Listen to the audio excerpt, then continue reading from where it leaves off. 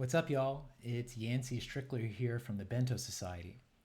This video is a talk I gave at the first Bento Society Town Hall in late November of 2020. In this talk, I lay out the history of the Bento Society up until this point. This is our year birthday right now, and talk about the strategy for the coming year.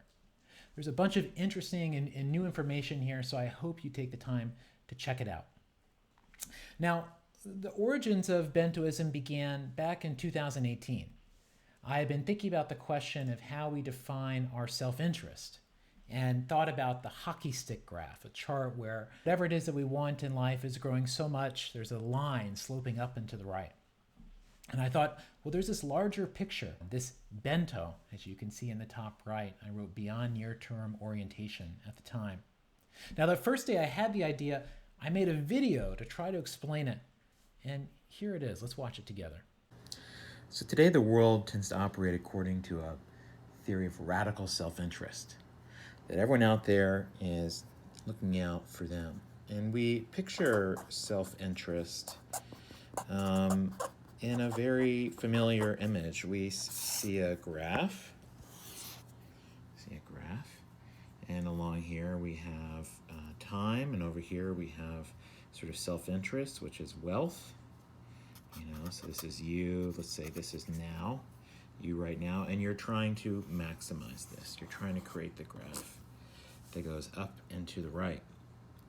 So this is what we imagine success is right now. But what we fail to acknowledge that is actually this is part of this lower left quadrant, even just a portion of it, of a much larger graph. And not only do we can't even see that this larger graph exists, and we're not able to consider it really in any sort of way. It's, just sort of like this darkness for us. But there's the opportunity, if we're able to think beyond the you now, the near term, if we're able to think beyond a near-term orientation, you actually see that this is just the beginning of a much larger graph. From your own self-interest to the interests of everyone around you, and from thinking about right now to thinking about the future. And that each of these spaces is a space that operates according to different principles. And there are different reasons to make decisions, there are different things that are important there. And we have to transform our thinking to be able to acknowledge all of these areas and make decisions that are appropriate for them, rather than thinking everything fits into here. And so this idea, this transformation beyond near-term orientation, I call Bentoism. Bento, beyond near-term orientation. And so you can imagine this almost like a bento box. Each of these is a compartment for a different thing that you need for a balanced meal. And so in Bentoism, the idea is to make choices that are appropriate to their context and that allow us to think properly about what our real intentions and goals are in the different areas of our lives and society. So I'll talk more later about what is in each of these areas, what sort of choices lie in each space. But I just think it's important to acknowledge that there are different facets and capacities of life, and we should approach them in different ways. We do these as people, I think, fairly well, but as a society, we really struggle with this. As a society, near-term self-interest, the goals of financial maximization, tend to dominate and overrule everything else. And that's why we're in the position we are today. So after making that first video, trying to first think through the idea of Bentoism for the first time, I invited some people over to my house in LA, and where I presented the bento. Here I'm building someone's bento for them in person, trying to demonstrate the idea by teaching it. And I did this for quite a while. I would go into people's living rooms, I would build their bentos for them in front of friends and help them think through hard decisions. Created a very simple framework for when to use the bento, how to use it to align your interests. And in each one of these events, I took what I thought of as lab notes, writing down exactly what happened, what I tried, how I tried to illustrate the idea. And imagining that I was building some sort of experimental notes, some results that could be useful later on. Now, this work culminated in my book, This Could Be Our Future, which came out a year ago, October 28th, 2019, and this was when the idea of Bentoism was first introduced to the world. So we can think of this as the start of Bento Society Year 1. Now, this began with the launch of Bentoism.org, so a way to teach people the bento form for the very first time, and also me going on a book tour, appearing on mass media, being in newspapers, magazines, and talking about the bento idea. Now, while I was doing this, I was using my own personal bento to guide decisions to help me think about what I should be doing and shouldn't be doing. And I also started this weekly practice of writing in my notebook, what should I do with my energy this week? And using that to create a to-do list to guide my time. Now, earlier this year when COVID happened, I had the idea of turning this weekly bento into something I did online. So I created a Zoom room, the first one in March, just inviting people to come join me on an experiment, much in the same way those first living room experiments have been. Since that first experiment back in March, there have been more than 100 of these events. And each one has been its own unique experience, where we use the bento to help see our priorities, but also we try things like pretending we're the CEOs of tech companies and imagining how their product lines might be different, or sharing with each other dreams and aspirations and fears that maybe we've never shared with anyone before. And very quickly, these experiments became a community and something that went far deeper than I ever anticipated. This has really happened in group bentos, smaller groups of up to 10 people who meet every week and go through a guided experience, each week having instructions they follow in ways that they're brought together and more deeply learn who they are and what they want. And this work has been amazing. This whole part of the Bento Society has completely taken me by surprise. And those experiments of trying to bring these larger ideas about what's valuable and important in the world into people's daily lives has been amazing. I've gotten things like this letter from a member of the Bento Society called Why I Am a Bentoist. She writes, I am a Bentoist. I use the bento to expand and activate my self-awareness. I love the bento because it's so simple. It's always available and easy to access. It helps me make decisions both big and small. I'm living my most filled and expansive life thanks to my bento. There's also been members of the community stepping up. Here's Evan Adams, a member of the Bento Society, teaching a different approach to the bento. We've also seen members of the community like Asher Weintraub, a high school student, making a digital bento so people can use this tool online. And all this brings us to year 2 of the Bento Society, where our mission and the work we're doing becomes even more important and more precisely defined. I'm calling the theme for this year the search for new values, and there's a few different components to this work. But first and most important is that this theme for this year is grounded in the Bento Society's mission, which I shared publicly for the first time just a couple months ago. The Bento Society's mission is to redefine what the world sees as valuable and in its self-interest. The same way those of us who personally are part of Bentoism learn to see our choices differently and contextualize our lives differently, this is what we want to happen for society at large. We have a few specific ideas about how that should be achieved. We also have our own bento to go off of. I recently made the Bento Society's bento for the very first time, and I think it's instructive to think about what it is that we're doing. The now me of the Bento Society in the bottom left is to be a practical, everyday tool and utility. Bentoism needs to be useful. It needs to be useful. Also in now me, to share ideas and our mission in ways that are relevant and meaningful, and also to be financially and energetically sustainable. The future me of the Bento Society, what the Bento Society wants to be when it grows up. It wants to promote, teach, and build a new lens for value and self-interest, a different way of looking at the world. It wants to create a coherent body of knowledge based on a well-grounded point of view. We want to earn our position. And finally, we want to live our values as a community and new institution. We have to practice what we preach. The now us of the Bento Society is to create space for people to connect and go deeper with the bento. The ways that people get to know each other, build relationships with this community are very meaningful. It's also to connect with paradigm changers and normal scientists, people who are on the same mission as us, and to create alignment and allies with them. And finally, it's to develop internal leadership within the Bento Society, allowing this to be a place where people can grow and evolve and step up. And the future us, the world that the Bento Society is working towards, is redefining how the world sees value and self-interest. This is our core mission. It is to help make a bento lens and a more pluralistic view of values the norm. And it's finally to help build a world free from unjust domination, a more fair world for everybody.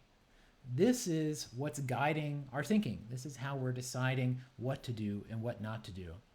So all of that having been said, I want to lay out the 4 goals of the Bento Society here in year 2.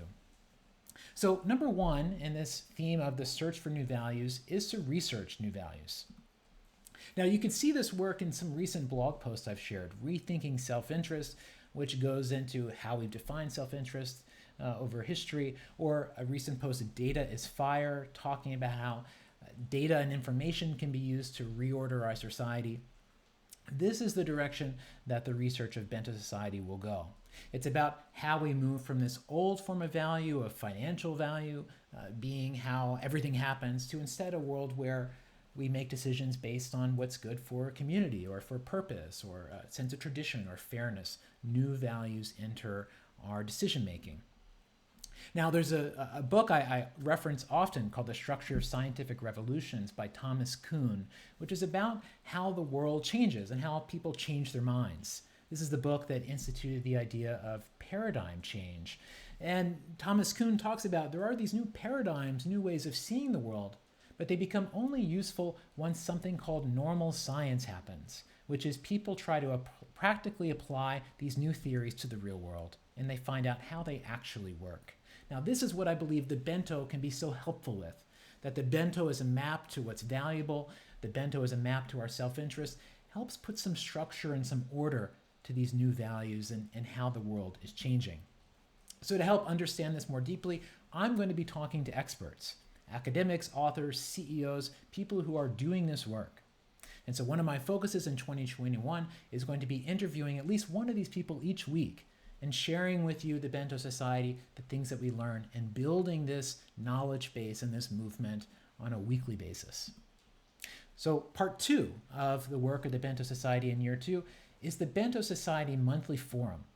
Now this is going to be a monthly space that I will host that will bring in outside speakers, that will bring in researchers and other projects, and just create a community around them. Let us experience them. Let us find other people who are similarly interested in these issues.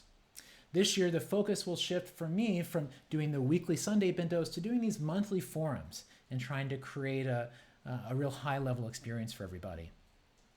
Number 3 is the Bento Society community, which has been so important this past year. In this upcoming year, the Bento Society community will first be migrating to a new platform, Circle, where we'll be able to have more dedicated conversations, less of the real time, and more about sharing learnings with each other. We're also going to be having more and more community events. There will still be bento groups and weekly bentos, but these are going to be increasingly community facilitated as people from within the Bento Society community step up and host their own spaces, lead their own spaces. And so that's something that will be accessible to anyone who's a part of the Bento Society.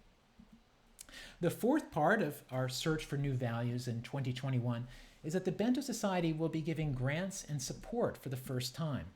We'll be spending time and money to support projects and research that fulfill our larger mission and goals. So the Bento Society isn't just going to be doing the one-to-one work on ourselves or, say, me doing these research projects. We also want to be funding other people's research. The very first of these projects is one called the Library of Economic Possibility, which is made by 2 folks I came across, Casey Kimes and Ashen Jero, which is a fascinating project that will try to practically lay out some alternate economic theories.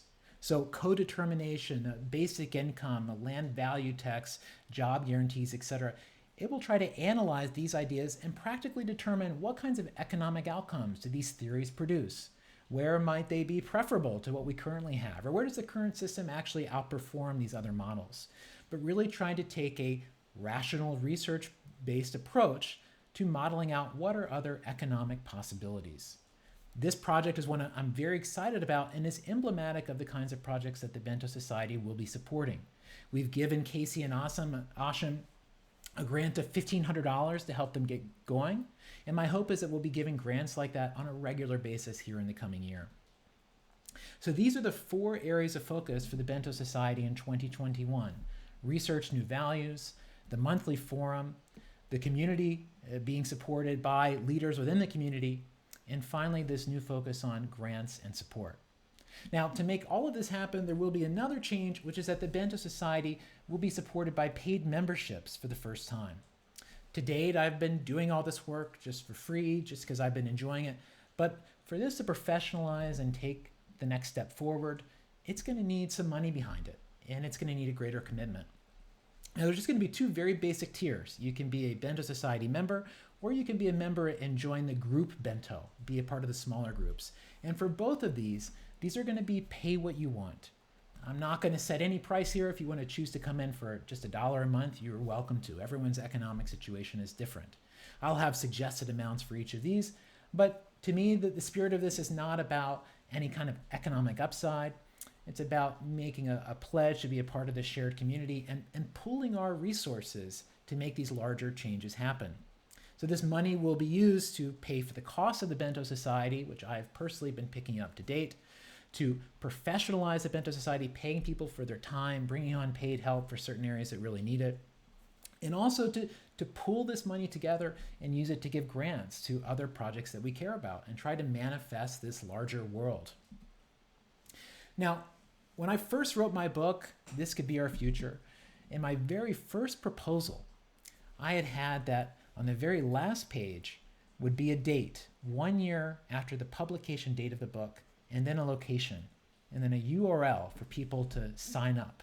And that afterwards, people would be sent an invite, and on the 1-year anniversary of the publication of this book, there would be some kind of event where Bentoism and the Bento Society would become real for the very first time. Now, I had forgotten all about that. I ended up cutting it from the final book until the day I was planning this Bento Society Town Hall, and I realized that it was happening almost a year to the day that the book was first released, and that I was hosting this event virtually, but I was hosting this event from Vancouver, where I live, where I had initially imagined this first Bento Society forum would take place. And it occurred to me that that future vision that this book laid out is already becoming true. It's already becoming true just by all of us being here together. And that also says to me that these larger goals of the Bento Society about radically changing the world, evolving the world in ways that are very much to our benefit and to the benefit of future generations, updating our societies for the 21st century, that this is also going to happen, that we are on the right path. And I believe that our work is a part of that. Now, there's so much more to be said on everything in here. And what I'm excited about is in the coming year, we're going to have space to dive into all of this. We're going to have weekly and regular spaces where we are sharing all sorts of learnings from brilliant people, monthly forums where we're going to connect and talk to each other. And we will be building out this architecture, this map to the new world. Thank you so much for being a part of the Bento Society. And I'm so excited for what's coming in 2021. And thank you in advance for being a part of it. Peace and love.